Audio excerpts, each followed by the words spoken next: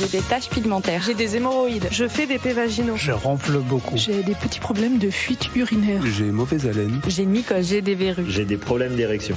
Consulte, c'est le podcast d'EasyPara qui répond à toutes les questions gênantes qu'on pose à Nathalie, notre experte en parapharmacie. Ma nièce me dit qu'elle fait des cystites à répétition. Elle en a fait peut-être 2 en 3 mois. Tu penses que c'est normal ? Alors, c'est pas tout à fait normal. Normalement, son généraliste a dû lui donner des antibiotiques, mais moi, je te conseille en fait vraiment des remèdes naturels pour accompagner et pour éviter les récidives. Notamment, je pense au cranberry, qui est la canneberge. C'est une solution préventive, c'est un antioxydant qui empêche la prolifération de ces bactéries dans la vessie. Donc, un traitement entre 3 et 6 mois en fonction. Après, tu as une autre solution, parce que ces bactéries, finalement, elles sont collées en fait sur la paroi de la vessie.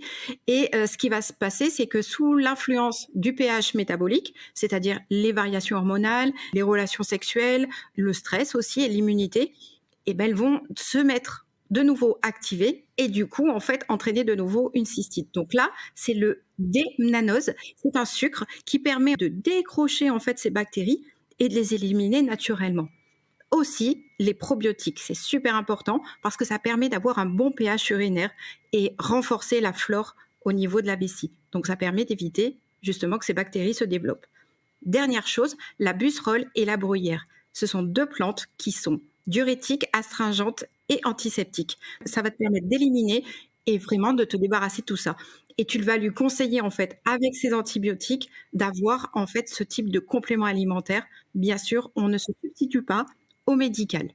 Tu n'aurais pas aussi 2-3 conseils pratiques que je peux donner à ma nièce ? Déjà, la première chose, avoir une bonne hygiène post-sexuelle, c'est-à-dire aller uriner et avoir une hygiène vraiment juste après les actes. Ça permet d'éviter d'avoir les récidives. Adapter son alimentation. Souvent, en fait, on a une alimentation qui est trop acide par rapport à son métabolisme. Aussi, il faut éviter les troubles et les variations hormonales pendant les cycles menstruels. Donc là, il faut voir avec un gynéco pour voir ce qui se passe.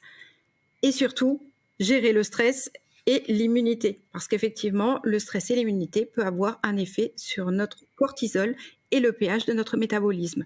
Dernière chose, c'est le lavant. On adapte son lavant en fonction des périodes du cycle. Ce podcast vous a été présenté par easypara.fr, votre parapharmacie en ligne. Abonnez-vous pour ne manquer aucun épisode. À très vite.